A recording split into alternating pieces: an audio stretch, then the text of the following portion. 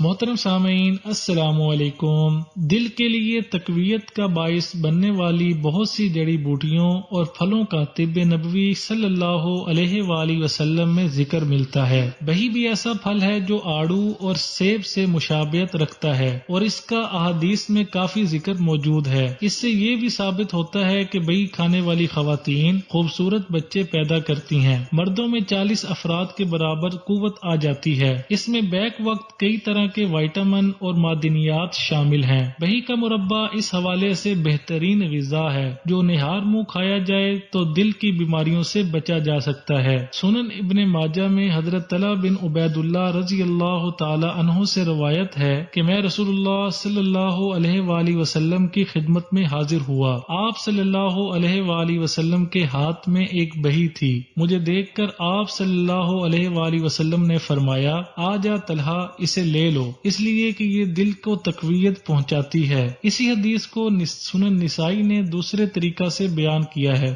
طلحہ نے بیان کیا کہ میں خدمت نبوی صلی اللہ علیہ وآلہ وسلم میں حاضر ہوا۔ نبی کریم صلی اللہ علیہ وآلہ وسلم صحابہ کرام کی ایک جماعت کے ساتھ تشریف فرما تھے۔ آپ صلی اللہ علیہ وآلہ وسلم کے ہاتھ میں ایک بہی تھی جس کو الٹ پلٹ کر رہے تھے۔ جب میں آپ صلی اللہ علیہ وآلہ وسلم کے پاس بیٹھ گیا، آپ صلی اللہ علیہ وآلہ وسلم نے بہی میری طرف بڑھائی، پھر فرمایا کہ ابو ذر، اس کو لے لو، اس لیے کہ یہ مقوی قلب ہے، سانس کو خوشگوار کرتی ہے اور سینے کی گرانی دور کرتی ہے۔ بہی کے حوالہ سے بہت سی احادیث موجود ہیں۔ ایک حدیث کے مطابق نبی اکرم صلی اللہ علیہ وآلہ وسلم نے فرمایا، اپنی حاملہ عورتوں کو بہی کھلایا کرو کیونکہ یہ دل کی بیماریوں کو ٹھیک کرتا ہے اور لڑکے کو حسین بناتا ہے۔ حضرت عوف رضی اللہ تعالی عنہ بن مالک روایت کرتے ہیں کہ نبی کریم صلی اللہ علیہ وآلہ وسلم نے فرمایا، بہی کھاؤ کہ یہ دل کے دورے کو ٹھیک کرتا اور دل کو مضبوط کرتا ہے۔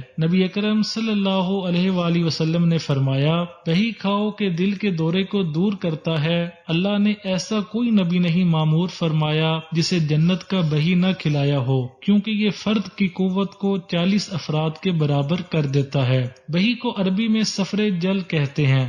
اس کی سب سے زیادہ کاشت ترکی میں ہوتی ہے۔ پاکستان میں بھی پہاڑی علاقوں میں دستیاب ہے، تاہم پاکستان کے سوا دیگر ممالک میں اس کی کاشت تجارتی پیمانے پر ہوتی ہے۔ اتباع کا کہنا ہے کہ بہی کا مزاج ٹھنڈا اور ذائقہ کے اعتبار سے اس کا مزاج بھی بدلتا رہتا ہے، مگر تمام بہی سرد اور قابض ہوتی ہیں۔ میٹھی بہی میں ٹھنڈک کم ہوتی ہے اور زیادہ معتدل ہوتی ہے۔ ترش بہی کھانے سے قبض اور خشکی پیدا ہوتی ہے۔ بہی کی ساری قسمیں ہی بہت بہترین ہوتی ہیں۔ یہ قے کو روکتی ہیں، آنتوں کے زخم کے لیے بہت فائدہ مند ہے۔ اس کا مربع معدہ اور جگر کو تقویت پہنچاتا ہے، دل کو مضبوط کرتا ہے اور سانسوں کو خوشگوار بناتا ہے۔ ویڈیو اچھی لگے تو لائک، شیئر اور کمنٹ کرنے کے ساتھ میرے چینل ٹوٹکوں کی دنیا کو سبسکرائب کر دیں تاکہ آگے آنے والی تمام اچھی ویڈیوز آپ کو ملتی رہیں۔